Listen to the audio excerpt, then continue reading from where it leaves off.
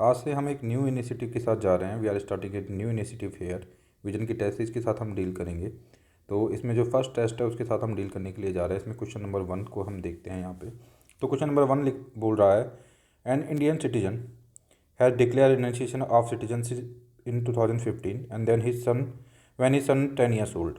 Subsequently, his declaration of renunciation was successfully registered. Which of the following fundamental rights will be enjoyed by son of the, उसके जो इंसान है जिन्होंने renunciation कर दिया है सिटीजनशिप का, जो है सिटीजन थे, उनके जो बच्चे को कौन से फंडामेंटल राइट्स यहाँ पे मिल पाएंगे। तो हमें पता है एक्चुअली में आर्टिकल नंबर यदि हम बात करते हैं 15, 16, 19, 29 एंड 30, ये केवल किसको मिलते हैं, ये राइट्स केवल इंडियन सिटीजन को मिलते हैं। अदरवाइज और जितने भी फंडामेंटल राइट है वो Indian citizen as well as foreigner सबको मिलते हैं। तो अभी जो बच्चे का स्टेटस है वो अराउंड 2015 के अंदर यदि वो 10 ईयर्स के थे तो अभी लगभग 16 से 17 साल के बच्चा होगा तो 18 बिलो है, ठीक है। तो उनको वो सभी राइट्स मिलेंगे। 18 प्लस होने पे वो इंडियन सिटीजन बन पाएंगे। तो उनको वो सभी राइट्स मिलेंगे जो कि एक्चुअली में दोनों को अवेलेबल है। तो इनमें से 15, 16, 19, 29, 30 में आने वाले राइट्स को हमको हटा देना है। तो यहाँ पे जब आप देख रहे हो तीसरा right to freedom and speech, ये आर्टिकल 19 के अंदर आता है। राइट टू प्राइवेसी जो आर्टिकल 21 के अंदर आपका आता है। Protection against arrest and detention, तो केवल इनको जो है protection against arrest and detention तो मिल ही जाएगा इनको, ये वाला तो दो तो मिल ही जाएगा। उसके बाद राइट टू प्राइवेसी 21 में आता है, तो ये भी आपको मिल जाएगा। लेकिन जो थर्ड नंबर पे है, क्योंकि आर्टिकल 19 केवल इंडियन सिटीजन्स को मिलता है, तो वो नहीं मिल पाएगा। तो इसमें 1 और 2 आंसर होना चाहिए। इसका आंसर हम देख लेते हैं कि क्या निकल के आ रहा है। एक क्वेश्चन और पहले सॉल्व करते हैं, हम उसके बाद देखेंगे। Which of the following objectives, political justice, economic liberty, equality of status and unity and integrity of the nations. Question number 2, which of the above objectives are, जो है प्रीएम्बल में कॉन्स्टिट्यूशन में कौन कौन से ऑब्जेक्टिव्स हैं एक्चुअली में। तो हमको बताया कि पॉलिटिकल जस्टिस की बात प्रीएम्बल में की गई है। अभी इसके अंदर हम इसको कंट्रोवर्सी में रखते हैं, विवाद में भी रखते हैं कि इकोनॉमिक लिबर्टी है या नहीं है। थोड़ा सा पहले इक्वलिटी ऑफ स्टेटस की बात भी की गई है, unity and integrity of nation की भी बात की गई है प्रीएम्बल में। तो जो इकोनॉमिक लिबर्टी की कहीं कोई बात नहीं है, तो इसका अंदर आंसर होना चाहिए 1, 3, 4। तो इसको हम देख लेते हैं। अब एक्चुअली में इसके सॉल्यूशन को देखते हैं, स्टार्ट करते हैं। तो पहले का आंसर जो हमने लगाया था वही सी आंसर है इसके अंदर। और इसमें जो है अब इसको रीड आउट कर लेते हैं, हम इसको रीड कर लेते हैं एक्चुअली में कि क्या बोलना चाह रहा है ये। तो any citizen of India full age capacity can make a declaration renunciation, वो कर सकता है इंडियन सिटीजनशिप का, यहाँ पे ये बोला गया है, ठीक है। और यदि वो ऐसे मतलब अपना रिनाउंसिएशन कर देते हैं, सिटीजन नहीं रहते हैं, तो उनका जो सिटीजनशिप को छोड़ने के बाद उनका माइनर चाइल्ड जो होगा उसकी सिटीजनशिप भी चली जाएगी। However when such a child attain the age of 80 he may resume Indian citizenship, वो इंडियन सिटीजनशिप को रिज्यूम कर सकता है बच्चा जो है। तो इस केस में वो 18 से बिलो था, तो उनकी सिटीजनशिप जा चुकी है, तो उसके बिहाफ पे हमने आंसर को निकाला है एक्चुअली में। अभी हम देख लेते हैं कि वो फंडामेंटल राइट्स जो कि केवल इंडियंस को मिलते हैं, तो हम देखेंगे यदि उसको उन फंडामेंटल राइट्स को जो केवल इंडियंस को मिले हुए हैं। तो आप देखो कि यहाँ पे लिखा हुआ है आर्टिकल 15, आर्टिकल 16, आर्टिकल 19, 29 एंड 30। ये वो आर्टिकल्स हैं जो केवल इंडियंस को मिले हुए हैं। तो उसके बिहाफ पे हमने इसका आंसर निकाला, और इसका आंसर में था कि उनको राइट टू प्राइवेसी आर्टिकल 21 मिल पाएगा, right to freedom of speech नहीं मिल पाएगा, और protection against arrest and detention उनको एक्चुअली में मिल पाएगा। तो इससे आंसर आपका निकल गया था। अब इसके बाद हम आगे चलते हैं क्वेश्चन नंबर 2 के ऊपर। तो क्वेश्चन नंबर 2 के अंदर आंसर जो है वो ए है। इसमें पूरा प्रीएम्बल को इन्होंने बता रखा है एक्चुअली में। तो जब बात आती है जस्टिस की, किस टाइप का जस्टिस हमें मिलेगा, तो यहाँ पे लिख रखा है जस्टिस हमको सोशल मिल जाएगा, इकोनॉमिकल मिल जाएगा, पॉलिटिकल मिल जाएगा। तो socio economical and political justice की बात की गई है। लिबर्टी की बात की जाती है तो थॉट्स की लिबर्टी है, हमें एक्सप्रेशन की है, बिलीफ की है, फेथ की है, वर्शिप की है। बट कहीं भी ये बात नहीं बोली गई है कि इकोनॉमिक लिबर्टी भी हमें मिलेगी, तो ये कहीं पे भी नहीं लिखा हुआ है। अब उसके बाद आता है इक्वलिटी की बात की जाती है, तो स्टेटस देखो साफ लिखा हुआ है, अपॉर्चुनिटी की भी है, ये सारी चीज़ें लिखी हुई है। एंड फ्रेटर्निटी की बात में फिर लास्ट में इसमें आ जाता है यूनिटी एंड इंटीग्रिटी भी, तो ये वर्ड भी यहाँ पे हो जाता है। तो इस वजह से ये सब चीज़ें इसके अंदर है। कुछ और हम देख लेते हैं इसके अंदर, इस प्रीएम्बल को थोड़ा और पढ़ लेते हैं, ठीक है। तो we the people of India having solemnly resolve to constitute India and sovereign socialistic secular democratic republic. तो इसको याद करने का आपका तरीका क्या हो सकता है, सॉवरेंस, इसको ऑर्डर में याद किया जाता है, SSSDR, SSSDR, ये तीनों वर्ड हैं। सबसे पहले आपका सॉवरेन, फिर सोशलिस्टिक, फिर सेकुलर, फिर डेमोक्रेटिक, फिर रिपब्लिक। तो ये SSSDR आपके वर्ड प्रीएम्बल के अंदर है। फिर हम जस्टिस की बात करेंगे तो किस टाइप के जस्टिस हमको मिले हुए हैं, SEP के तौर पे आप इसको याद रख सकते हो। हमें जस्टिस मिला हुआ है सोशल, इकोनॉमिकल एंड पॉलिटिकल, तो SEP के तौर पे आप याद रख सकते हो। तो यहाँ पे SSSSSDR लिबर्टी की बात की जाती है, तो आप thoughts, expression, belief, faith, worship, कोई इकोनॉमिक लिबर्टी की बात नहीं कही है, इसको आपको याद रखना है थोड़ा। और 1949 में हमने इसको लिया ही था। ओके, उसके बाद शोर्स ऑफ अथॉरिटी कहाँ से निकल के आता है? The authority of from the people of India. तो पीपल ऑफ इंडिया होते हैं वो अथॉरिटी प्रोवाइड करते हैं। और nature of the Indian state का कैसा है? जैसे पहले भी बता दिया है, सोवरेन है, सोशलिस्टिक है, सेकुलर है, डेमोक्रेटिक है, रिपब्लिक है, SSDR है। जस्टिस की हमने बात कर ही ली थी और ये सब कुछ हो गया, तो ये क्वेश्चन भी हमारा हो जाता है एक्चुअली में। अब क्वेश्चन नंबर 3 के साथ हम डील करते हैं। Consider the following statement regarding presidential rule under article 356 of the constitution. Article 356 के अंदर प्रेसिडेंशियल जो रूल है उसकी हम बात करते हैं। There is no maximum period prescribed for its operation when it imposed. आप जब मैं क्वेश्चन पढ़ रहा हूँ तो आप भी इसके साथ डील कर सकते हैं, अपना आंसर आप सोच सकते हैं मन में, देन हम उसको फिर देख लेंगे कि क्या आंसर है, तो काफ़ी इंटरेस्टिंग रहेगा इस तरीके से। Okay, when it is impose the president can assume to himself any of the powers vested in the governor. तो देखो, जब राष्ट्रपति शासन लगाया जाएगा आर्टिकल 356 के अंदर, तो ऐसा तो है नहीं कि इसको अनलिमिटेड होगा, कुछ तो इसकी लिमिटेशंस होगी। हमने काफ़ी पढ़ा है पॉलिटी के अंदर कि हर 6 महीने के बाद इसको रिव्यू किया जाता है, ठीक है, और उसके बाद मैक्सिमम भी 3 साल तक रह सकता है। तो पहली स्टेटमेंट तो आपकी इस बिहाफ पे गलत हो जाती है। दूसरी स्टेटमेंट बिल्कुल ठीक सी लग रही है कि जब इसको इम्पोज किया जाता है तो फिर ये गवर्नर की सारी पावर्स उनके हाथ में आ जाती है, any of the powers of. तो इसके अंदर आंसर आपका निकल के आना चाहिए इस बिहाफ पे, पहली स्टेटमेंट कर, दूसरी सही बी आंसर आना चाहिए। तो क्वेश्चन नंबर 3 का आंसर होगा बी। ओके, अब इसका सॉल्यूशन पढ़ लेते हैं, थोड़ा इंपॉर्टेंट लाइन इसमें से देख लेते हैं। तो जब भी प्रेसिडेंशियल रूल कहीं पे लगेगा तो house of parliament with in 2 months के अंदर उसको क्या करना पड़ेगा? उनको अप्रूव करना पड़ेगा, हाउस ऑफ पार्लियामेंट को विद इन 2 मंथ्स। ओके, दोनों हाउसेज को इसको पहले आपको ध्यान रखना है, 2 महीने के अंदर एक्चुअली में इसको दोनों हाउसेज को अप्रूवल देना होगा जब भी कोई रूल लगेगा। उसके बाद हम देखते हैं इसमें ऐसा हो जाए स्पेसिफिकली कि लोकसभा हैज़ बिन डिजॉल्व, और फिर यदि ये लग गया है तो जब नई लोकसभा बनेगी, ठीक है, 2 मंथ्स विदाउट अप्रूविंग द, मतलब अप्रूव ना कर पाए उससे पहले डिजॉल्व हो जाती है, तो नई जो लोकसभा बनेगी उसमें कंडीशन में बनने के बाद 30 दिन तक ही ये जो पर्टिकुलर प्रोक्लेमेशन है वो केवल 30 दिन तक रह पाएगा। उसके बाद ये डिजॉल्व हो जाएगा, राज्यसभा ने इसको अप्रूव कर दिया है। तो इन दैट सिचुएशन अब इसमें हम देखते हैं, if approved by both the houses of parliament the presidential rule continue for 6 month, 6 महीने तक कंटिन्यू रहता है। It can be extended for maximum period of 3 years, जो कि मैंने आपको बता दिया था। Approval of the parliament every 6 month, हर 6 महीने में जब अप्रूवल दे दिया जाएगा तो ये 3 साल तक रह सकता है मैक्सिमम, है ना। और इसमें होता क्या है कि इसमें ये लिखा हुआ है, जब प्रोक्लेमेशन आएगा ये वाला, तो उसके बाद होगा क्या, इस प्रोक्लेमेशन के आने के बाद अज्यूम टू हिमसेल्फ ऑल और any of the functions of the government of the state and all of any of the power vested in the governor, ठीक है। तो ये हो जाएगा, लेकिन ये जो स्टेट के जो लेजिस्लेटिव का पावर इनके पास नहीं आएगा और अथॉरिटी, लेकिन nobody in the state other than the legislature of the state, legislature के अलावा सारा पावर इनके पास आ जाएगा। तो बस यही बताया गया है, ये क्वेश्चन हमारा हो जाता है यहाँ पे। अब क्वेश्चन नंबर 4 के साथ हम डील करते हैं। ये करंट अफेयर का एक क्वेश्चन है। E9 partnership recently seen in news is related to. E9 partnership किससे रिलेटेड है, ठीक है। तो फैक्चुअल क्वेश्चन है, और एक्चुअली फैक्चुअल क्या है इसको याद ही रखना है आपको। E9 पार्टनरशिप एक्चुअली में जो ये पार्टनरशिप है तो ये होगी promoting hydrogen as a fuel, ensuring quality education for all. May be be इसका आंसर होना चाहिए, ensuring quality education for all, E9 होना चाहिए। देखते हैं इसका सोल्यूशन। तो इसमें लिखा हुआ है E9 is a forum of the 9 countries, 9 countries का फॉरम है, like Bangladesh, Brazil, China, Egypt, India, Indonesia, Mexico, Nigeria and Pakistan. Aim to achieving the goals of UNESCO education for all, ठीक है। इसको अचीव करने के लिए बस आपको इतना ही इसमें याद रखने की जरूरत है। और जो SDG 4 हमारा है, सस्टेनेबल डेवलपमेंट गोल जो 4 है, उसको ये मतलब एक्चुअली में फुलफिल करता है। और ये E9 के अंदर आपको कंट्री याद रख लेनी है, तो बस ये क्वेश्चन यहाँ पे हो जाता है, ठीक है। तो बी इसका आंसर होगा। अब आता है 10 सेकेंड, तो क्वेश्चन नंबर 4 के साथ हमने डील कर लिया है। अब इसके बाद आएगा question number 5। The second schedule of the constitution contains the administrative provisions, ठीक है, पर्टेनिंग टू। तो सेकंड शेड्यूल के अंदर किस किस को लाया गया है, बस इतना सही क्वेश्चन है। सॉरी, तो इसमें देखते हैं कैग सेकंड में है, या जज ऑफ द हाई कोर्ट भी सेकंड शेड्यूल में है, member of parliament second schedule में नहीं है, member of union public service commission ये भी सेकंड शेड्यूल में नहीं है। तो 1 और 2 इसका आंसर हो जाएगा। 5वें में ये है। कौन कौन सेकंड शेड्यूल के अंदर आते हैं उसको भी हम देख लेते हैं यहाँ पे। ओके, तो प्रेसिडेंट जो है हमारे, जो आ जाएंगे सेकंड शेड्यूल में, गवर्नर ऑफ द स्टेट्स आ जाएंगे, speaker and deputy speaker of Lok Sabha, chairman and deputy chairman of the Rajya Sabha, speaker and the deputy speaker of the legislative assemblies, chairman and the deputy chairman of the legislative council in the state, जज of the supreme court, जज of the high courts and controller, जब आपका जो ये controller जो auditor general CAG जो है वो भी इसमें आ जाएगा। उसके बाद आता है कि provision in the second schedule can be amended by simple majority. Second schedule के जो प्रोविजन है उनको सिंपल मेजोरिटी से अमेंड किया जा सकता है।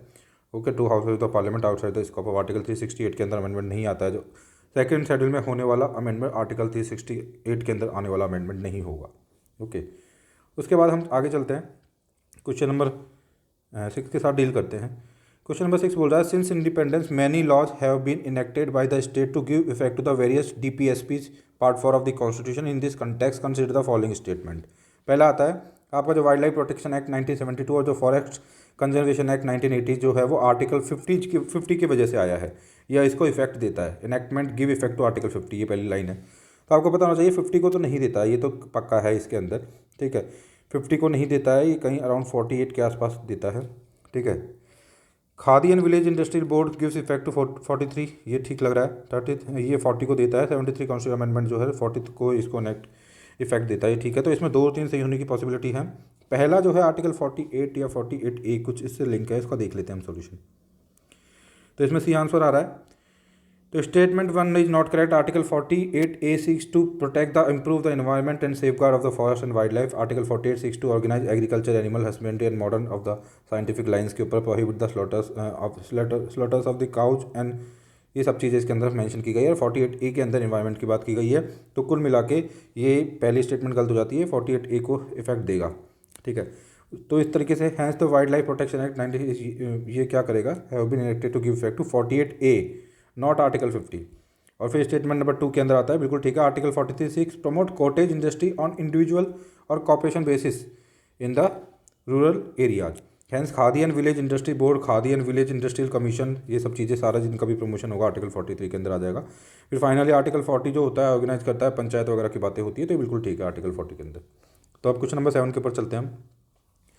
दरबार move recently seen is news is associated with. तो दरबार मूव किससे एसोसिएटेड है, इसकी बात यहाँ पे चल रही है। तो पता ही चल रहा है कि दरबार मतलब कि दरबार जो होता है, जहाँ दरबार लगता है, तो वो एक्चुअल में आप यहाँ पे देख सकते हो by annual shifting of the capital of the Jammu Kashmir. तो अभी कोविड के टाइम पे बाय एनुअल कैपिटल शिफ्टिंग जो होती है जम्मू कश्मीर को, उसको अभी रोक दिया गया, तो इस वजह से थोड़ा न्यूज़ में था। तो दरबार मूव है by annual shifting of the capital of Jammu Kashmir से लिंक है। ओके, तो ये क्वेश्चन नंबर 7 के अंदर यही रहेगा, इसमें यही लिखा हुआ है, आप देख सकते हैं। तो कोविड-19 क्राइसिस की वजह से इसको रोक दिया गया है दरबार मूव को। ये जो शिफ्ट होता रहता है बायनल शिफ्टिंग होती है यहाँ पे, और कैपिटल को शिफ्ट किया जाता है October and then move to Jammu in the winter capital. Winter capital Jammu है और October and then move to Jammu the winter capital. तो पहले क्या होता है, the government will function in Srinagar, the summer capital Srinagar है और विंटर कैपिटल आपका जम्मू हो जाएगा, आपको ये ध्यान रखना है बस। क्वेश्चन नंबर 8 के ऊपर चलते हैं। Consider the following statement regarding the parliamentary form of government, लेकिन इस बार इसको नहीं किया गया, तो दरबार मूव जो है उससे लिंक है, ठीक है। Consider the following statement regarding the parliamentary form of government. Parliamentary form of government का मतलब क्या है, इससे क्या हम मतलब निकाल सकते हैं, इसकी बात चल रही है। The ministers operate on the principle of the secrecy of procedure. No doubt secrecy of procedure की ये ओथ वगैरह लेते हैं, तो ये बिल्कुल ठीक है। Ministers are member of the both legislator and executive. No doubt हमारा जो काउंसिल ऑफ मिनिस्टर्स होता है या कैबिनेट जो होता है, जो एग्जीक्यूटिव्स होते हैं उसका भी पार्ट होता है, लेजिस्लेचर का, पार्लियामेंट, लोकसभा का, इन सब का पार्ट होते हैं राज्यसभा का। तो पार्लियामेंट लेजिस्लेचर का होता है, तो ये सेकंड स्टेटमेंट भी ठीक हो जाती है। Prime minister is the leader of the council of ministers. 1 minute, prime minister is the leader of the, ये स्टेटमेंट भी ठीक हो जाती है। तो क्वेश्चन नंबर 8 के अंदर डी आंसर निकलता है आपका। ओके, अब इसका सॉल्यूशन हम थोड़ा पढ़ लेते हैं। सॉल्यूशन में क्या बोला हुआ है, जितने भी मेरे हिसाब से पार्लियामेंट्री फॉर्म ऑफ गवर्नमेंट की जितने भी स्पेसिफिकेशंस होते होंगे उनकी यहाँ पे बात की गई है। तो पहली बात की है नॉमिनल एंड रियल एग्जीक्यूटिव को, तो बता रखा है कि नॉमिनल एग्जीक्यूटिव होते हैं हमारे जो प्रेसिडेंट होते हैं, उनको डी ज्यूरे भी बोलते हैं या टी टूटलर भी बोलते हैं। तो टी टूलर बोलते हैं या फिर डी ज्यूरे बोलते हैं, और जो हमारा रियल हेड होता है उसे बोलते हैं डी फैक्टो एग्जीक्यूटिव, जो कि प्राइम मिनिस्टर होता है। तो इस तरीके से the president is head of the state while the prime minister is head of the government. Head of the government की बात आएगी तो प्राइम मिनिस्टर होंगे, हेड ऑफ द स्टेट की बात आएगी तो प्रेसिडेंट होंगे। इस चीज़ को अच्छे से याद रखना है। Article 74 provides for a council of minister headed by prime minister to aid and advise the president in the exercise of function. तो आर्टिकल 74 बोल रहा है कि council of minister with the headed of prime minister के through advice देने के लिए president के लिए होगा। मेजोरिटी पार्टी रूल में यही बोला हुआ है कि हमारे यहाँ पे मेजोरिटी पार्टी रूल होता है जब कोalition की गवर्नमेंट बनती है, तो इन दैट सिचुएशन कोalition में काफ़ी बार जब मेजोरिटी प्रूव नहीं हो पाती है तो कोalition में बनती है, अदरवाइज मेजोरिटी पार्टी रूल होता है। कलेक्टिव रेस्पॉन्सिबिलिटी में बता रखा है कि इसको अच्छा से देखना है, this is the bed rock of the principle of the parliamentary government, the ministers are collectively responsible to the parliament in general. तो जितने भी मिनिस्टर्स हैं वो कलेक्टिवली रिस्पॉन्सिबल होंगे पार्लियामेंट के लिए, but in general and to Lok Sabha in particular, article 75 में बोला गया है। तो जितने भी हमारे मिनिस्टर्स हैं वो कलेक्टिवली रेस्पॉन्सिबल पार्लियामेंट के लिए होंगे, जनरली हम ऐसा बोल सकते हैं, लेकिन पर्टिकुलरली लोकसभा के लिए होंगे। They act as a team, sing together, काम एक साथ वो करते हैं, सभी फालतू की बातें लिखी हुई है इसमें, ठीक है, ओके। पॉलिटिकल होमोजेनिटी की बात की गई है, होमोजीनियटी की बात की गई है। पॉलिटिकल होमोजीनियटी यहाँ पे होती है क्योंकि generally the members of the council of ministers belong to the same political party, hence the share of the political ideology same होती है। कोalition गवर्नमेंट भी हो जाती है तो minister are bonded by consensus से ही सब कुछ होता है, तो इस वजह से पॉलिटिकल होमोजीनिटी की बात हो जाती है, ओके, पॉलिटिकल होमोजीनिटी की बात हो जाती है। डबल मेंबरशिप की बात, the ministers are member of the both legislative and executive, यही बात बोली गई है। लीडरशिप प्राइम मिनिस्टर के हाथों में होती है, ये भी बोल दिया है। Division of the Lok Sabha, Lok Sabha dissolve वगैरह हो जाती है, और Lok Sabha can be dissolve by the president on the recommendation the prime minister, in other first prime minister can advise the president dissolve the Lok Sabha before the expiry of the term वगैरह वगैरह, फालतू की बातें हैं, ठीक है। तो तीनों ही जो है स्पेसिफिकेशंस हो जाते हैं पार्लियामेंट्री सिस्टम के। क्वेश्चन नंबर 9 के साथ डील करते हैं। With respect to effect of the national emergency on fundamental rights consider the following statement. तो नेशनल इमरजेंसी जब आएगी तो फंडामेंटल राइट्स के ऊपर क्या इंपैक्ट होगा इसकी बात चल रही है। When A national emergency is proclaimed, article 90 is automatically suspended. तो देखो इसमें 2-3 कंडीशंस होती हैं। National emergency on behalf of external aggression, ठीक है, आर्म्ड रिबेलियन, ठीक है, ये सारी चीज़ें होती है। तो ये हर कंडीशन के अंदर ऐसा नहीं होता कि आर्टिकल 19 ऑटोमेटिकली सस्पेंड हो जाए, स्पेसिफिकली भी हम आंसर में देख लेंगे। तो पहली स्टेटमेंट गलत हो जाती है। During a national emergency presidential order suspending the enforcement of any fundamental right requires parliamentary approval. तो ये थोड़ी स्टेटमेंट ठीक लग रही है, थोड़ा देखते हैं, लेकिन मेरे को इसमें भी थोड़ा देखते हैं। During a national emergency presidential order suspending enforcement of any fundamental rights requires parliamentary approval. इसका सॉल्यूशन देख लेते हैं हम।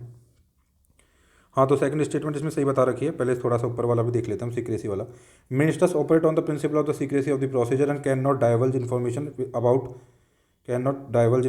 देयर प्रोसीडिंग्स एंड उसके बाद लिखा हुआ they take oath of the secrecy before the entering their office. Okay, तो ये ठीक था बिल्कुल। अब देखते हैं क्वेश्चन नंबर 9। तो इसमें भी आंसर आ रहा है, हम बिल्कुल ठीक जा रहे थे उसमें। तो बता रहे हैं कि article 358 and 359 describe the effect of the national emergency on fundamental rights, कि नेशनल इमरजेंसी का क्या इफेक्ट होगा फंडामेंटल राइट्स के ऊपर, इसकी बात की गई है आर्टिकल 358 एंड 359 के अंदर। Article 358 deals the suspension of the fundamental rights guarantee by article 9। तो आर्टिकल 358 जो है आर्टिकल 19 से लिंक हो गया, आर्टिकल 359 हो गया वो आर्टिकल और फंडामेंटल राइट से लिंक हो गया एक्सपेक्टेड आर्टिकल 20 एंड 21 को हटा दीजिए। अब सिंपल सा आपको देखना है कि article 19 contain 6 rights can suspended only when national emergency declare on the ground of war और external aggression.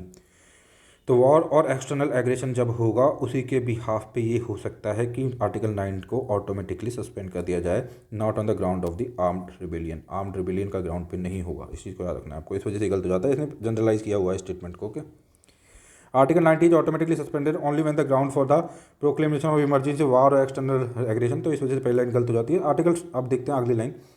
Article 359 authorize the president to suspend the right to move any court for the enforcement of the fundamental rights during a national emergency. This means that article under article 359 fundamental rights as such are not suspended but only their enforcement.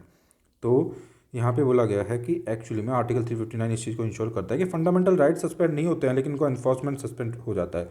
ये इस पर भी यही लिखा हुआ है, during a national emergency presidential order suspending enforcement of the any fundamental requires parliamentary approval. उसके बाद लिख रखा होगा पार्लियामेंट्री अप्रूवल की रिक्वायरमेंट होती है। तो फंडामेंटल राइट्स तो वहीं रहते हैं, लेकिन उनका जो एप्लीकेशन जो होता है उनका एनफोर्समेंट मतलब कि सस्पेंड हो जाता है। Suspense of the enforcement of the related to only those fundamental right which are specific in the presidential order. ठीक है, उसके बाद लिखा है such presidential order should be laid before each house of the parliament for approval. ये बात लिखी हुई है इसके बाद में। ओके, उसके बाद बहुत ही इंपॉर्टेंट एक इन्फॉर्मेशन आती है कि जब 44 कॉन्स्टिट्यूशन अमेंडमेंट 1978 था, article 359 in 2 ways. First, the president can not suspend the right to move the court for enforcement of the fundamental rights guarantee by the article 20 and 21। In other words, the right to protection in respect of the conviction of offence article 20 and right to life 21 remain enforceable during an emergency. Okay, तो यहाँ पे क्या बोलने की कोशिश कर रहे हैं इसको हम थोड़ा सा देखते हैं कि ये तो हो गया है नॉर्मली कि आर्टिकल 20 एंड 21 को थोड़ा सा हम अलग हटा देते हैं। उसके अलावा जितने भी फंडामेंटल राइट्स हैं उनके इन्फोर्समेंट को रोका जा सकता है प्रेसिडेंट के द्वारा ऑर्डर ला के, बट उसको अप्रूवल भी की भी जरूरत होगी पार्लियामेंट से। लेकिन अभी 44 कॉन्स्टिट्यूशन अमेंडमेंट एक्ट के अंदर हुआ क्या था, ठीक है, उसने रेस्ट्रिक्ट कर दिया था स्कोप ऑफ आर्टिकल 359, आर्टिकल 359 के स्कोप को रेस्ट्रिक्ट किया था इसने, ठीक है। First, the president can not suspend the right to move court for the enforcement of the fundamental rights guaranteed by article 20 and 21। तो इसमें बोल दिया गया था आर्टिकल 20 एंड 21 के लिए जो एनफोर्समेंट के लिए यदि कोई इंसान कोर्ट की तरफ मूव करता है तो उसको आप नहीं रोक सकते हो। In other words, right to protection in respect of conviction, क्योंकि आर्टिकल 21 और 21 का इन्होंने बता दिया फिर स्पेसिफिकेशन की उसमें लिखा क्या है, तो उसके बिहार पे यदि कोई उसके एनफोर्समेंट को आप मतलब कोई कोर्ट में जाता है तो उसको आप नहीं रोक सकते हो, बस यही बात है। तो अब आप क्वेश्चन नंबर नेक्स्ट के ऊपर हम मूव करते हैं। Question number 10, who among the following was not a member of the drafting committee of the constitution assembly. तो बी एन राव नहीं थे, ठीक है, बी एन राव नहीं थे। इसको हम देख लेते हैं थोड़ा सा कि कौन थे मेंबर ड्राफ्टिंग कमेटी के।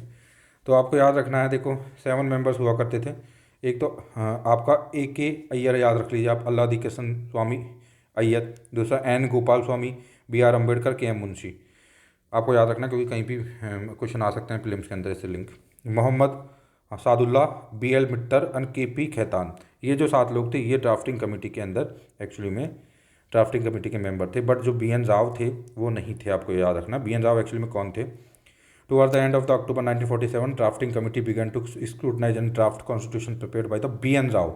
तो कॉन्स्टिट्यूशनल एडवाइजर थे बी एन राव, इस चीज़ को ध्यान रखना आप, कॉन्स्टिट्यूशनल एडवाइजर हुआ करते थे बी एन राव, इस चीज़ को आपको याद रखना है। अब आगे चलते हैं हम क्वेश्चन नंबर 11 के साथ डील करते हैं। Which of the following statement is are correct regarding the constituent assembly. Constituent assembly के बारे में देखते हैं।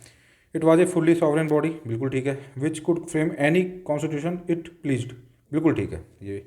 It was indirectly elected by people, indirectly elect किया गया था लोगों के द्वारा इनको, तो ये बिल्कुल ठीक है। It became the first parliament of India, ये भी ठीक है। तो तीनों स्टेटमेंट ठीक हो जाएगी, आंसर इसमें डी हो जाएगा, बिल्कुल ठीक है।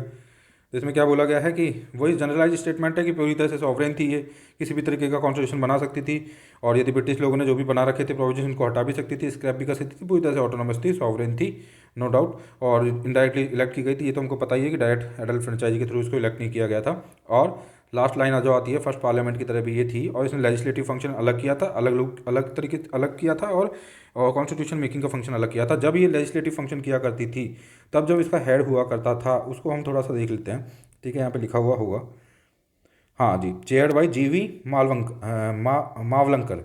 जीवी मावलंकर जो है इसकी लेजिस्लेटिव बॉडी को हेड किया करते थे, और है ना उसके बाद when the assembly met as a constituent body, जब कॉन्स्टिट्यूशन फ्रेमिंग की बॉडी के तौर पर जब असेंबली मिलती थी तो उसको डॉक्टर राजेंद्र प्रसाद हेड करते थे, एंड जब लेजिस्लेटिव बॉडी के तौर पर मिलती थी तो उसको जीवी मावलंकर हेड किया करते थे। आपको ये याद रखना है, ठीक है, क्वेश्चन आ सकता है।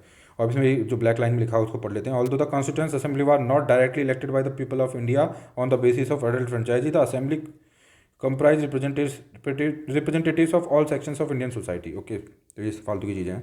उसके बाद चलते हैं, सभी सोसाइटी से सारा रिप्रेजेंटेशन वगैरह लिया गया था, इसमें यही बात की जा रही है। आर्टिकल 12, क्वेश्चन नंबर 12 के ऊपर आते हैं। Consider the following statement with reference to right to freedom of religion. जो आर्टिकल 25 से 28 के अंदर हमें right to freedom of religion provide किए गए हैं उनके बारे में यहाँ पे बात चल रही है। तो they cover only religious beliefs but not the religious practice and rituals, बिल्कुल गलत, ये भी अलाउड होता है, रिलीजियस प्रैक्टिस एंड रिचुअल्स भी अलाउड होते हैं। Okay, no religion instruction shall be provided in any educational institutes administered by state. Any institute extreme statement है वैसे भी, और वैसे भी यदि आपको पता है 25 से 28 में तो आपको पता होगा कि अलग अलग टाइप की एडेड इंस्टीट्यूट्स होते हैं, एडमिनिस्ट्रेटेड इंस्टीट्यूट होते हैं जो गवर्नमेंट, तो अलग अलग टाइप के होते हैं, किसी में अलग होता है, वो अभी हम पूरा देख लेंगे स्पेसिफिकेशन के साथ। तो 1 और 2 दोनों गलत हो जाते हैं। 12 के अंदर आंसर डी हो जाएगा। अब बोल रहा है इसका सॉल्यूशन। आर्टिकल 25 क्या बोलता है? Person are equally entitled to freedom of conscience and the right to freely profess practice and propagate religion.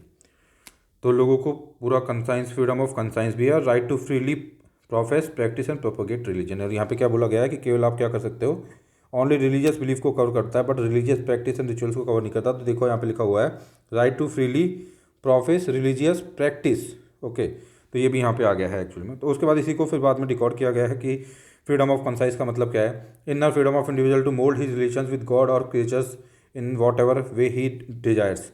Right to profess का मतलब है declaration of one's religious beliefs and faith openly and freely. Right to practice का मतलब है perform of religious worship, rituals, ceremony ये सब चीज़ों की बात हो गई। राइट टू प्रोपोगेट का मतलब है transmission and dissemination of one's religious belief to others एक्स, है ना, सबको कर सकता है, but it does not include right to convert another person to one's own religion. लेकिन इसका मतलब नहीं है कि किसी दूसरे को अपने धर्म में आप कन्वर्ट कर लोगे, ये नहीं है। आप प्रोफाइस आप अपना बिल्कुल ट्रांसमिशन करो, डिसेमिनेशन भी करो अपने रिलीजियस बिलीफ्स का, बट ऐसा नहीं होगा कि आप किसी को कन्वर्ट करोगे, ठीक है, दिस इज नॉट पॉसिबल। उसके बाद बता रखा है from the above it is clear that article 25 not only covers not only religious beliefs also religious practice को भी कवर करता है, इस चीज़ को ध्यान रखना है आपको। उसके बाद इसमें देख लेते हैं आर्टिकल 25 की बात हो गई। आर्टिकल 28 के अंदर जनरली प्रोविजंस किए गए हैं किस चीज़ से related. Article 28 no religious instruction shall be provided in any educational institutes wholly maintained out of state fund. तो बिल्कुल भी कोई रिलीजियस इंस्ट्रक्शंस प्रोवाइड नहीं किए जाएंगे, लेकिन उसके लिए कंडीशन है कि जो इंस्टीट्यूट है वो पूरी तरह से स्टेट फंड के थ्रू रन हो रहा हो, ठीक है। लेकिन यदि अब कितने टाइप के इंस्टीट्यूट हो सकते हैं एजुकेशनल, वो 4 टाइप के हो सकते हैं, नीचे बता रखा है। जो पूरी तरह से मेंटेन्ड बाय स्टेट हो, जो एडमिनिस्ट्रेट किया जा रहा हो स्टेट के द्वारा और एस्टेब्लिश किया गया हो किसी ट्रस्ट के द्वारा, ठीक है। और इंस्टीट्यूट जो कि रिकॉग्नाइज बाई स्टेट हो, institute receiving the aid from the state. तो पहले टाइप का जो इंस्टीट्यूट है उसके अंदर बिल्कुल भी रिलीजियस अलाउड नहीं है चीज़ें। देखो लिखा हुआ है in one first type of institute के अंदर इंस्ट्रक्शंस इज कम्प्लीटली प्रोहिबिटेड, ठीक है। जबकि जो वायलेंट सेकंड में रिलीजियस इंस्ट्रक्शन परमिटेड है, सेकंड टाइप में रिलीजियस इंस्ट्रक्शंस परमिटेड है। इन थर्ड टाइप और फोर्थ टाइप के अंदर वॉलंटरी बेसिस पे किया जा सकता है, यदि कोई इंसान की इच्छा है तो, ठीक है, ऐसा है। अब चलते हैं आर्टिकल 13 के ऊपर, क्वेश्चन नंबर 13 के ऊपर, sorry. Which of the following is essentially not a feature of the federal polity. तो फेडरल जो पॉलिटी हमारे यहाँ पे भी क्वासी फेडरल है, अमेरिका फेडरल है, तो कौन सी चीज़ है जो कि जनरली इसका फीचर नहीं है, हम अपने आप को भी फेडरल बोल सकते हैं। तो ड्यूअल सिटीजनशिप हमारे यहाँ पे है, इसेंशियल फीचर की बात कर रहे हैं तो ये नहीं है बिल्कुल, तो ये यही हो जाएगा answer. Independent judiciary no doubt, हाँ। रिजिड कॉन्स्टिट्यूशन और सुप्रीमेसी ऑफ द कॉन्स्टिट्यूशन, ये सभी जो है एसेंशियल फीचर्स है फेडरल पॉलिटी के, बट ड्यूअल सिटीजनशिप इसका एसेंशियल फीचर नहीं है। इसका सॉल्यूशन हम देख लेते हैं। तो अभी आपको ध्यान रखना है, याद ही रखना है, dual citizenship is not essential feature of federal polity. In some federal countries like India there is single citizenship, okay. जैसे फेडरल कंट्री हमारी इंडिया भी, वहाँ पे सिंगल सिटीजनशिप की बात हो रही है, तो एसेंशियल तो हुआ नहीं है। एसेंशियल फीचर जो है फेडरल पॉलिटी के वो हम देख लेते हैं, वो क्या क्या है। पहला है essential feature 2 set of polities, national level पे और रीजनल लेवल पे, सॉरी। रिटर्न कॉन्स्टिट्यूशन भी एक स्पेसिफिकेशन है, फेडरल इंस्टीट्यूट का एसेंशियल फीचर है फेडरल पॉलिटी का। Written constitution, rigid constitution, supremacy of the constitution, independent judiciary, bicameral legislature and division of the powers between the nation and regional government, okay. उसके बाद question number 14 के ऊपर हम चलते हैं तेजी से। अब इसमें कुछ टर्म्स दी गई है लाइक इनिशिएटिव, रिकॉल और प्लेबिसाइट। इनका मतलब बताया गया है सामने, तो कौन सा मैच करता है ये बताना है आपको। तो इसका हम डायरेक्टली सॉल्यूशन देखेंगे, ज़्यादा टाइम नहीं खराब करते हुए। आपको पता है प्लेबिसाइट तो कभी भी नहीं हो सकता है कि to remove representative of a officer वगैरह वगैरह, क्योंकि प्लेबिसाइट तो किया जाता है, लोगों के द्वारा करवाया जाता है, लोगों से किया जाता है। तो इसको हम इन सब का मतलब भी हम देख लेते हैं कि इनिशिएटिव, यहाँ पे आंसर ये आ रहा है, ठीक है। इसका मतलब क्या बन रहा है, तो initiative is a method by mean which the people can propose a bill to legislature for enactment. तो एनेक्टमेंट के लिए लोग क्या कर सकते हैं, इसके थ्रू इनिशिएटिव ले सकते हैं एक तरीके से, तो मतलब प्रपोज कर सकते हैं बिल को। और फिर बाद में रेफरेंडम होता है, जो कि प्रोसीजर होता है, वेयर बाय जिसके थ्रू क्या होता है कि legislature is refer to the electorate for settlement and their direct votes. आपको रिकॉल को देखना है थोड़ा, रिकॉल क्या होता है। रिकॉल ये जो मेथड बाई मतलब ये आपस में कन्वर्ट हो गए हैं, ठीक है,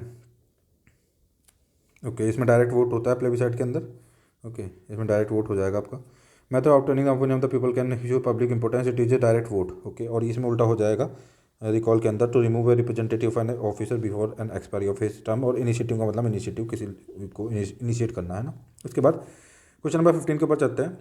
क्वेश्चन नंबर 15 के ऊपर चलते हुए, which of the following provisions are fundamental duties under article four under part four A. तो मतलब फंडामेंटल ड्यूटीज़ कौन कौन सी हमारी हैं उसके बारे में बात चल रही है यहाँ पे। तो to abide by the constitution and respect its ideas, बिल्कुल ठीक है ये है। To protect improve the rivers and wildlife, ये भी ठीक है। To protect equal justice and welfare, ये तो आर्टिकल कहीं ना कहीं 39 के आसपास बात की गई है, तो ये नहीं है। To promote the spirit of the common brotherhood among the people, ये भी है। तो हम देख ही लेते हैं कि फंडामेंटल ड्यूटीज़ है कौन कौन सी हमारी। तो इसका आंसर आपका 1, 1, 2 और 4 हो जाएगा, तो आंसर आपका डी हो जाएगा, डी आ रहा है, ओके। 11 फंडामेंटल ड्यूटीज़ की बात की गई है यहाँ पे, ठीक है। इसमें पहला हो रखा है कि पहला लिखा हुआ है कि आपको नेशनल जो एंथम वगैरह फ्लैग वगैरह की तरफ अपना रखना है सम्मान, है ना, चेरिश करना है, आपको इंस्पायर करना है, आपको नेशनल स्ट्रगल फ्रीडम की जो भी चीज़ें आइडियाज रहे हैं उनको, इंटीग्रिटी सॉवरेनिटी एंड यूनिटी के लिए काम करना है इंडिया की। To defend the perform national service वगैरह यदि जरूरत पड़ जाती है कंट्री के लिए नेशनल सर्विस की डिफेंड करने के लिए, तो वो भी आपको परफॉर्म करनी है। To promote a spirit of the harmony brotherhood वगैरह की भी बात है।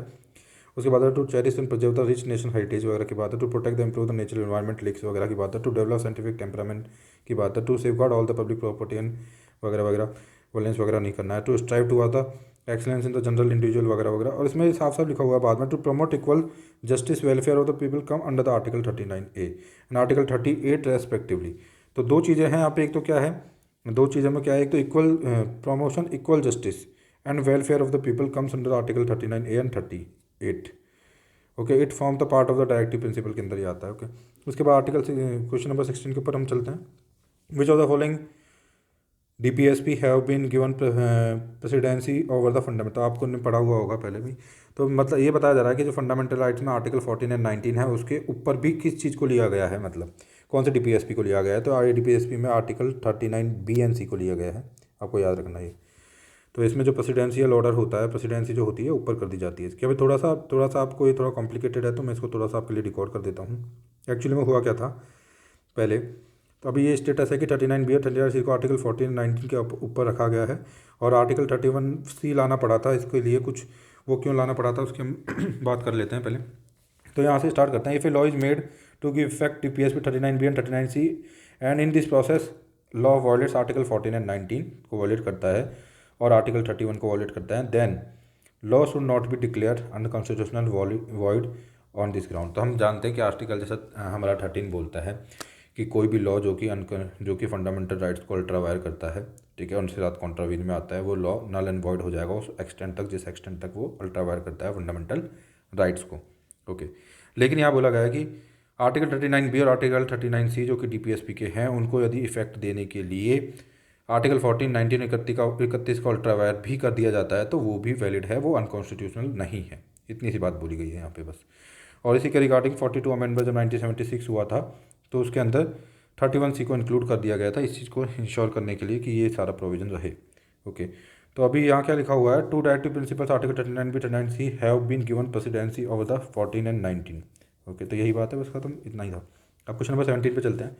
With reference to the directive principle DPSP जो है, Indian constitution consider the following statement, promoting cottage industry. तो कोटेज इंडस्ट्री, अब गांधीयन आइडियोलॉजी कौन कौन सी है इसमें से, देखो जनरली क्या हुआ है कि कॉन्स्टिट्यूशन में कहीं भी नहीं लिखा गया है कि ये तो गांधीयन DPSP है, ये आपका लिबरल इंटेलेक्चुअल DPSP है आपके, और ये आपका है जो सोशलिस्टिक DPSP है, ऐसा कहीं नहीं लिखा गया है। लेकिन बाद में ऑन बिहाफ ऑफ इंटरप्रिटेशन इसे मान लिया गया है कि ये वाले गांधीयन है, ये वाले सोशल हैं और ये लिबरल इंटेलेक्चुअल है। तो इसमें पूछा कि कौन कौन से DPSP होते हैं वो गांधीयन आइडियोलॉजी को फुलफिल करते हैं। तो नो डाउट कोटेज इंडस्ट्री को तो गांधी जी ऐसे भी प्रमोट किया करते थे, बात करते थे, तो ये तो करेगा ही। फिर उसके बाद आता है case of the old age sickness disablement and right to work, इसको भी हम लेके चलते हैं थोड़ा सा। ये इसके ऊपर गांधी जी ने इतनी बात नहीं की थी। Promotion of education economic interest of SC ST and ये भी आ जाएगा point. Promoting the voluntary formation of cooperative societies की उन्होंने बात की थी। तो 1 3 एंड 4 इसका आंसर C हो जाएगा 17 का आंसर। तो इसमें आपको याद ही रखना कि कौन सा आर्टिकल, तो कौन सा DPSP तो सोशल पर्पज को फॉलो कर रहा है, कौन सा लिबरल इंटेलेक्चुअल को फॉलो कर रहा है, कौन सा गांधीयन को फॉलो कर रहा है, आइडियोलॉजी को फॉलो कर रहा है। तो उन्होंने बता दिया कि 3 टाइप का होता है, सोशलिस्टिक होता है, गांधीयन होता है और लिबरल इंटेलेक्चुअल होता है। तो इसमें जो गांधीयन को फुलफिल करते हैं उनको हम देख लेते हैं। पहले स्टार्ट कर लेते हैं हम आर्टिकल 14 के अंदर, क्योंकि यहाँ पे पंचायत की बात की गई है एंड ऑर्गेनाइज विलेज वगैरह की पंचायत की बात की गई है, तो ये पर गांधीयन आइडियोलॉजी को फॉलो करेगा ही। कॉटेज इंडस्ट्री को प्रमोट करने के आर्टिकल 43 के अंदर बात हुई है, तो ये भी गांधीयन आइडियोलॉजी को फॉलो करेगा। 43B के अंदर तो voluntary formation autonomous functioning democratic control and professional management of cooperative societies की बात हो गई है, तो ये हो गया। To promote the education economic interest of SC ST weaker sections, ये आर्टिकल 46 के अंदर बात की गई है, तो ये जो होता है and the society in protect social justice and exploitation, ये भी हो जाएगा। आर्टिकल 47 बोलता है prohibit the consumption of the intoxicating drinks and वगैरह वगैरह। 48 तो इसके अंदर जनरली उन्होंने गांधीयन ही बताए हैं सारे। ओके, तो प्रोहिबिट स्लॉटर मतलब काऊ वगैरह को काटना है वो अलाउड नहीं है। अब इसमें आगे लिख रखा है to secure the right to work education public assistant case in case of the unemployment old sickness वगैरह, ये सारा आर्टिकल 41 में आता है, जो कि एक सोशलिस्टिक प्रिंसिपल है। जो ये सेकंड स्टेटमेंट आपकी थी ये एक सोशलिस्टिक DPSP के लिए थी एक्चुअली में। क्वेश्चन नंबर 18 पे चलते हैं। Consider the following statement regarding the applicability of fundamental right to armed force. तो जो हमारी सेना वगैरह है, आर्म्ड फोर्स वगैरह है, सशस्त्र जो हमारा बल वगैरह है, आर्म्ड फोर्स वगैरह है, उनके लिए कौन कौन से फंडामेंटल राइट की एप्लीकेबिलिटी क्या है उसको देखते हैं। पहला है statement, parliament can restrict but can not abrogate the fundamental rights of the member of the arm force. तो पहली बात ध्यान रखना है आपको, अच्छे से याद रख लेना इस चीज़ को, अच्छे से इस चीज़ को याद रखना है कि फंडामेंटल राइट्स को एब्रोगेट भी किया जा सकता है और रेस्ट्रिक्ट भी किया जा सकता है पार्लियामेंट के द्वारा इन case of armed forces. Arm forces के कंटेक्स में फंडामेंटल जो राइट्स हैं उनको बाकायदा रेस्ट्रिक्ट किया जा सकता है और उनको एब्रोगेट भी किया जा सकता है। तो पहली स्टेटमेंट गलत हो जाती है क्योंकि बोल रहा है कि एब्रोगेट नहीं किया जा सकता है। फिर आता है आपका the expression member of the armed forces not just include the soldiers but even civilians employees such as the, ये बिल्कुल ठीक है। तो इसमें नॉन कॉम्बैट जो होते हैं, मतलब हम बोलते हैं इनको नॉन कॉम्बैट बोलते हैं इसको, जो मतलब कि लड़ते नहीं हैं, वो लोगों को भी इंक्लूड किया जाता है इसके अंदर। तो ये लाइन बिल्कुल एकदम ठीक है। तो ये हो गया non competent, okay, non competents, okay. तो यहाँ पे हो जाता है कि बिल्कुल ये दोनों ही है, मैंने बता दिया, एब्रोगेट भी किया जा सकता है, वही एक्सप्लेनेशन इसमें लिखी हुई है। उसी के बिहाफ पे भी बाद में आर्मी एक्ट 1950 में, नेवी एक्ट 1950 के अंदर आ गया, आपका फॉरेस्ट एयर फोर्स एक्ट 1950 आ गया, police force restriction of rights act 1966 है, बीएसएफ के लिए जो एक्ट आया है उनके अंदर इस प्रोविजन को रखा गया है। और इस पर स्पेसिफिक जो आर्टिकल 33 है वो क्या बोलता है, the power to make laws under article 33 is conferred only on parliament and not on the state legislature. मतलब पार्लियामेंट का ही पूरी तरह से सॉवरेनिटी है इसके ऊपर, अधिकार है, एक अधिकार है, जितने भी लॉ बनेंगे स्टेट गवर्नमेंट का कोई रोल नहीं है इसके अंदर। Any such law by parliament can not be challenge in any court on ground of contravention of the any of the fundamental rights. किसी भी फंडामेंटल राइट का कोई भी कॉन्ट्रावेंशन हो रहा है लेकिन गवर्नमेंट पार्लियामेंट ने यदि कोई लॉ बना दिया तो उसको चैलेंज नहीं किया जा सकता है। अब देख लेते हैं the expression member of the arm forces में इसमें ये बता रखा कि नॉन कॉम्बैट को भी इंक्लूड किया गया है। थोड़ा सा और देख लेते हैं आर्टिकल 33 के बारे में। The parliament law enacted under article 33 can also exclude the court martial. तो मतलब बहुत इंपॉर्टेंट है ये भी। Parliament law enacted under article 33 can also exclude the court martial tribunals established by the military from the writ jurisdiction of the supreme court and high court. तो parliament यदि चाहे law लाना चाहे और कुछ चाहे तो सुप्रीम कोर्ट और हाई कोर्ट का जो जुडिक्शन होता है उससे कोर्ट मार्शल वाले जो कोर्ट्स होते हैं उनको बाहर भी रख सकती है, ठीक है। So far as enforcement of the fundamental rights is concern, यदि फंडामेंटल राइट्स की बात आती है तो। ओके, क्वेश्चन नंबर 19 के ऊपर चलते हैं। Which of the following statement regarding the government of India act of 1858 is are correct. Okay, तो पहली स्टेटमेंट है it created the new office of the secretary of, SOS का ऑफिस बना था, बिल्कुल ठीक है। It abolish the court of directors and board of control, ये भी ये लाइन भी इसकी ठीक है। Okay, viceroy was made the direct representative of the British crown, ये भी ठीक है। तो 1 2 3 हो जाएगा इसका आंसर। और इसका देख लेते हैं प्रोविजन 58 के सारे। तो इसमें क्या हुआ था, एक तो एसओएस आया था, सिक्योरिटी ऑफ स्टेट आया था विद कंप्लीट अथॉरिटी इनको दे दी गई थी कंट्रोल ऑफ इंडियन एडमिनिस्ट्रेशन के ऊपर, ठीक है। दूसरा एबलिश कर दिया था बीओसी और सीओडी को इसके अंदर। उसके बाद नेक्स्ट लाइन आती है कि गवर्नर जनरल जो होता था उसको वायसराय की पदवी दे दी गई थी and direct representative of British crown हुआ करता था। लॉर्ड कैनिंग जो थे वो फर्स्ट वायसराय बने थे। Establish 15 member council of India to assist the secretary of state of India, 15 लोगों की काउंसिल उनको हेल्प करने के लिए मिली थी, सेक्रेटरी एसओएस को एक्चुअली में, ठीक है, जो कि वहीं पे बैठी करती थी, वहीं पे बैठती थी पार्लियामेंट में, उनकी एक अलग से एक सब यूनिट की तरह काम करती थी और उनका रिप्रेजेंटेटिव यहाँ पे होता था वायसराय ऑफ इंडिया, ठीक है। तो बस यही इसके अंदर लिखा हुआ है सारे प्रोविजंस। क्वेश्चन नंबर 20 के साथ डील कर लेते हैं। Which of the following statement regarding the democracies are correct, democracy के रिगार्डिंग कौन सी स्टेटमेंट्स जो हैं जो वो करेक्ट हैं। It is the form of the government that guarantee economic development. देखो डेमोक्रेसी कभी कोई इकोनॉमिक डेवलपमेंट की गारंटी नहीं करती है, उल्टा ऐसा देखा गया है हिस्टोरिकली 1950 से 2000 के आसपास कि जिन लोगों के जहाँ पे डिक्टेटरशिप रही है ना, जहाँ पे डेमोक्रेसी नहीं रही है, उन लोगों ने ज़्यादा फ्लरिश किया है। तो इकोनॉमिक गारंटी कहीं नहीं है। देखो डेमोक्रेसी का मतलब कहीं भी इकोनॉमिक डेवलपमेंट की गारंटी नहीं है, लेकिन it seeks to promote and accommodate social diversity. बिल्कुल बिल्कुल, ये तो अपर हैंड की वैल्यूज़ हैं डेमोक्रेसी से लिंक, जो कि प्रमोट करती है, अकोमोडेट करती है सोशल डाइवर्सिटी को। Aims to promote dignity and freedom of the its citizens, तो dignity and freedom of citizens की बात भी चलती है, तो ये भी ठीक है। लेकिन जो है इकोनॉमिकली कहीं पे भी कोई बात नहीं है। तो क्वेश्चन नंबर 20 देख लेते हैं। तो इसमें ये लिखा हुआ है कि इकोनॉमिकली जो है कहीं पे भी प्रोविजन नहीं है। Overall we can not say that democracy is guarantee of the economic development, ठीक है। तो उसके बाद लिखा हुआ है non democratic regime turned a blind eye to the suppress internal social difference. Democracies usually develop procedure to accommodate various social divisions leading to greater chances of producing a harmonious social life. तो second statement ठीक हो जाती है। Democracy stands much superior to any other form of the government in promoting dignity freedom of the individual. तो ये भी ठीक हो जाती है। तो तीसरी भी ठीक है। थोड़ा इंटरप्रिटेशन वाले क्वेश्चन हैं, आते रहते हैं, यूपीएससी में भी आते हैं, तो इसको थोड़ा सा अच्छे से देखना है आपको। उसके बाद देते हैं क्वेश्चन नंबर 21 के ऊपर चलते हैं। Consider the following statements. Okay, consider the following statements actually में, और इसमें दे रखा कि कमेटियन फिर चेयरमैन। तो पहला वो रखा यूनियन कॉन्स्टिट्यूशन कमेटी की बात कर रखी है, फिर स्टीयरिंग कमेटी की बात कर रखी है, फिर यूनियन पावर कमेटी की बात कर रखी है। तो यूनियन पावर कमेटी के तो नो डाउट हम जानते हैं कि जवाहरलाल नेहरू हुआ करते थे, और स्टीयरिंग कमेटी के राजेंद्र प्रसाद हुआ करते थे। और यूनियन कॉन्स्टिट्यूशन कमेटी जो है उसी के भी B.R. अम्बेडकर ड्राफ्टिंग कमेटी के चेयरमैन थे। इसके भी जो कॉन्स्टिट्यूशन जवाहरलाल नेहरू ही थे, तो नन आएगा इसका आंसर। तो 21 में हम देख लेते हैं कि कौन किसका चेयरमैन था एक्चुअली में, है ना, याद ही कर लेते हैं हम। देखो डी आ गया, नन आ गया आंसर। यूनियन पावर जो कमेटी है उसका जवाहरलाल नेहरू जी थे। यूनियन कॉन्स्टिट्यूशन जो कमेटी है उसके भी जवाहरलाल नेहरू जी थे, लेकिन ड्राफ्टिंग कमेटी के जो थे कॉन्स्टिट्यूशन के वो B.R. अम्बेडकर जी थे। और प्रोविंशियल कॉन्स्टिट्यूशनल जो हमारी कमेटी है लाइक यूनियन कॉन्स्टिट्यूशन कमेटी के तो जवाहरलाल नेहरू जी थे, और सरदार पटेल जो हमारे जी थे वो थे प्रोविंशियल कॉन्स्टिट्यूशन कमेटी के हेड के चेयरमैन।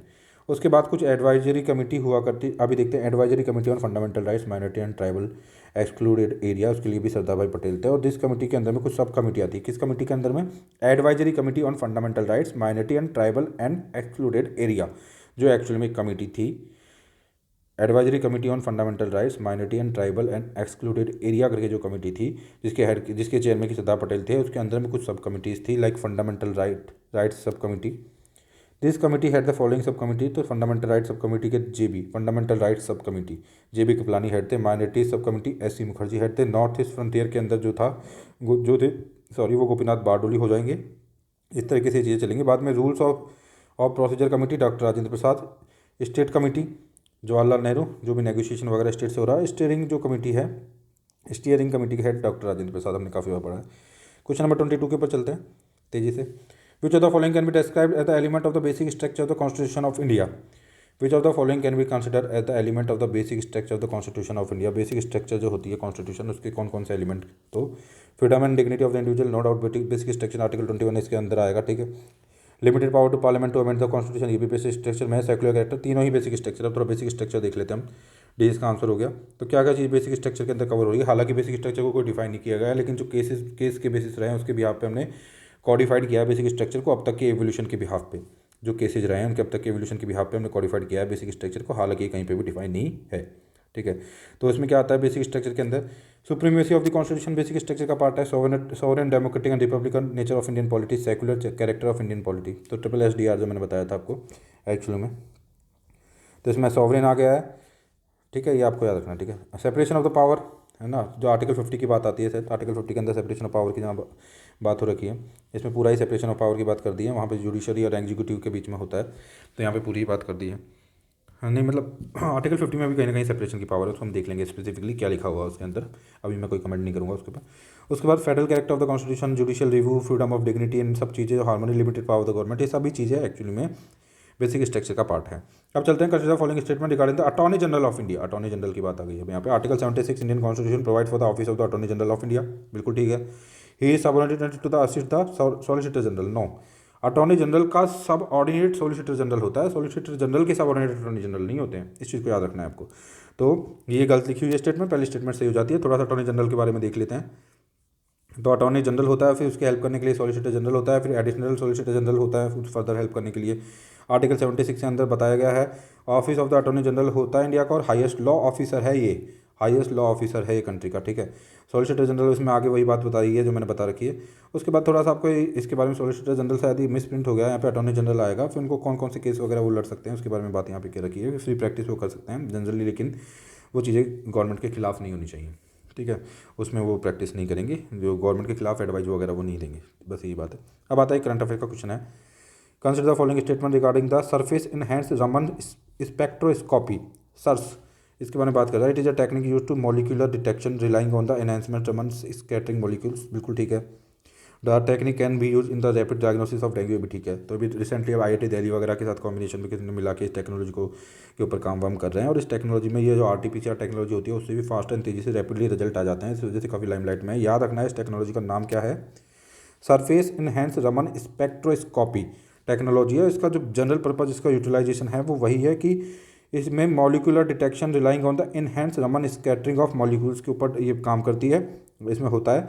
और इस टेक्निक के through rapid diagnosis of dengue किया गया है, इसके अंदर भी यही लिखा है, इसके सॉल्यूशन के अंदर भी, तो हमें स्पेसिफिकली जाने की जरूरत नहीं है। बस इतना मैं बता दूं कि Raman scattering of the molecules that are absorbed on near SERS active surface such as nano structure gold और सिल्वर, और कल मतलब कि एक मतलब हेल्प करेगी हमें आगे फर्दर रैपिड डायग्नोसिस के अंदर हेल्प करेगी।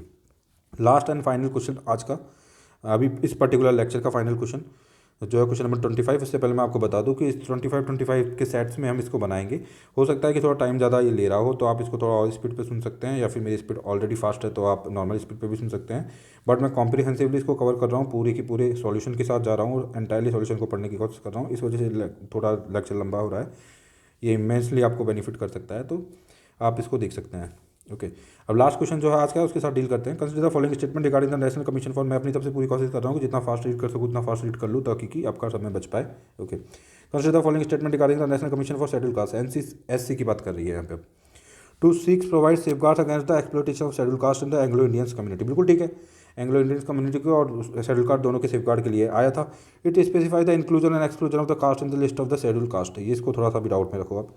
The present of the it present to the president an annual report working on the safeguard for the schedule caste, ठीक है, बिल्कुल ठीक है, एनुअल रिपोर्ट देता है। लेकिन जो ये इंक्लूजन और एक्सक्लूजन की बात आ रही है ना, ये जनरली प्रेसिडेंट वगैरह के थ्रू ये सब चीज़ें होती है, इनका पर्टिकुलरली रोल नहीं होता, इनका कोई वो नहीं होता रोल, ये केवल सजेस्ट वगैरह करते हैं थोड़ा, है ना, मेरे हिसाब से, है ना, ऐसा है, इसमें सजेस्ट वगैरह करते हैं। तो इसमें 1 and 3 आंसर निकल के आएगा 25 में, बिल्कुल ठीक है, 1 and 3 आंसर है। और इसके अंदर क्या लिखा हुआ है, एक्चुअली में ऐसी पहले कंबाइंड हुआ करता था, आर्टिकल 338 के अंदर तो ये आता है, इसमें कोई डाउट नहीं है। इसको सेपरेट किया गया है 2004 के अंदर 89 कॉन्स्टिट्यूशन अमेंडमेंट एक्ट के थ्रू। 2003 में इसको बाइफरकेट किया गया था नेशनल कमीशन और शेड्यूल ट्राइब से। तो मतलब पहले नेशनल कमीशन और शेड्यूल ट्राइब के साथ ही हुआ करता था, बाद में 89 कॉन्स्टिट्यूशन अमेंडमेंट एक्ट ऑफ 2003, ठीक है, के थ्रू इसको मतलब बाद में लेकिन एग्जिस्टेंस में 2004 में आया। तो 89 कॉन्स्टिट्यूशन अमेंडमेंट एक्ट NCSC से रिलेटेड है, जो कि पहले जो शेड्यूल ट्राइब के लिए जो NC हुआ करता था उसी से ये सेपरेट हुआ है। इसके अंदर एक चेयरमैन होता है, एक वाइस चेयरमैन होता है, 3 मेंबर्स होते हैं, जो कि president by warranted under his hand sign किए जाते हैं, ठीक है। और सेफगार्ड करता है, बताई दिया, शेड्यूल कास्ट को और एंग्लो इंडियन के इंटरेस्ट को। President specify what cases in what caste in each state what caste in each state union territory are to be treated as SC, तो प्रेसिडेंट डिसाइड करते हैं इस चीज़ को, इनका रूल नहीं है, तो ये तो बस सजेस्ट वगैरह करते हैं। बट एनी इंक्लूजन और exclusion of any caste from the presidential notification can be done by parliament only, तो जो प्रेसिडेंट का नोटिफिकेशन आएगा उस नोटिफिकेशन में किसको इंक्लूड करना है, इसको एक्सक्लूड करना है, ये केवल पार्लियामेंट कर सकती है, इसमें कोई रोल नहीं है एक्चुअली में NCSC का, ये ध्यान रखना है। NCSC as an advisory role only in this regard, तो मैंने बताया था ना, एडवाइजरी रोल है केवल इसके अंदर, केवल NCSC एडवाइस देती है। इट प्रेजेंट, वो अपनी रिपोर्ट प्रेसिडेंट को देती है एनुअली एंड तक, कभी उनको लगे कि ज़्यादा ज़रूरत है देने की, अदर टाइम्स पे भी दे सकती है। May deem fit report upon safeguard of SC and Anglo Indians. It also discharge such other functions in relation of the protection welfare development of SCs as the president में specify. Okay, तो ये हमारे 25 question यहाँ पे ख़त्म होते हैं।